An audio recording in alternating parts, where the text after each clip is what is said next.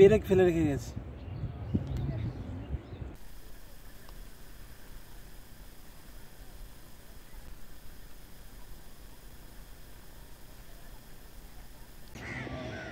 ছায়া বলতে এটুকুই, শীত শীত ভাব পড়েছে বলে রক্ষে, নাহলে প্রচণ্ড মানে রোদের তেজ প্রচণ্ড এখানে। আর মোটামুটি ওয়েদার ঠিক আছে, যেমন ওয়েদার একটা ইউটিউবের একজন ফিল্ম মেকার আশা করে সেরকমই ওয়েদার আছে, ফাটা পড়া রোদ।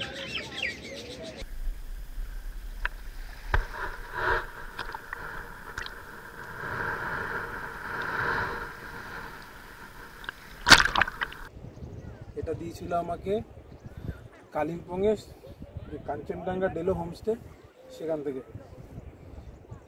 তো এটাকে আমি আমার সাথে রেখেছি। এটা খুব মানে জাস্ট বড় রকমের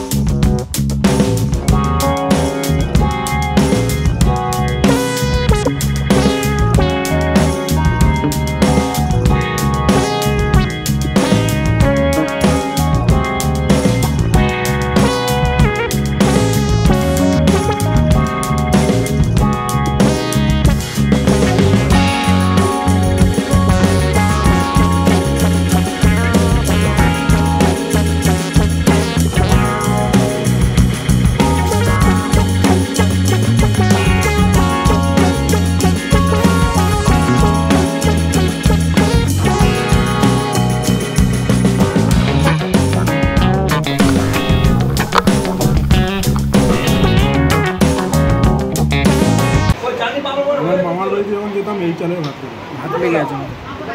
আমার মামার বাড়িতে যখন যেতাম এই মোটা চালের ভাত খেতাম, তো একদম সেই চালে দারুণ লাগছে, মনে পড়ে যাচ্ছে সেই কথা। এই বকখালিতে আসলে আমার মধ্যে রাক্ষসের বাচ্চা থাকে।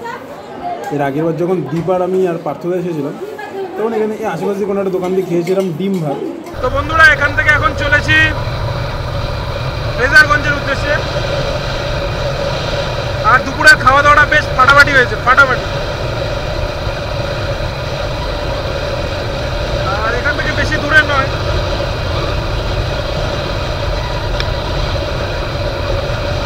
এখানে বিভিন্ন হোটেল রয়েছে। এই হোটেলগুলো যদিও পুরনো হোটেল সিভিউ।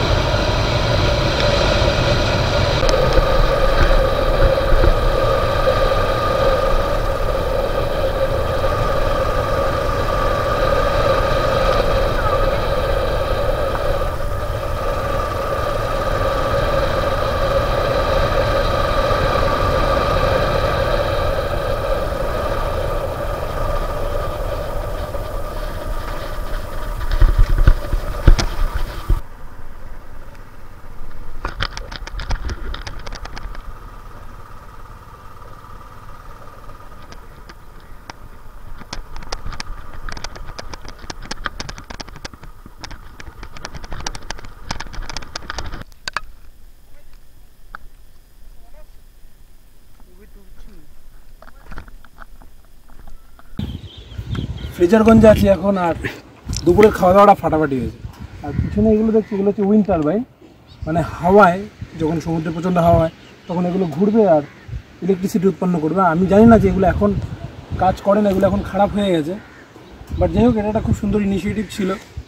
তো ফ্রেজারগঞ্জ থেকে এবার যাবো বারাসাতের দিকে, আর দেখানোর কিছু নেই তোমাদের। আর বকখালি মানে দার্জিলিং থেকে শুরু করে বকখালি অবধি আশা করি প্রত্যেকটা এপিসোড তোমাদের ভালো লেগেছে।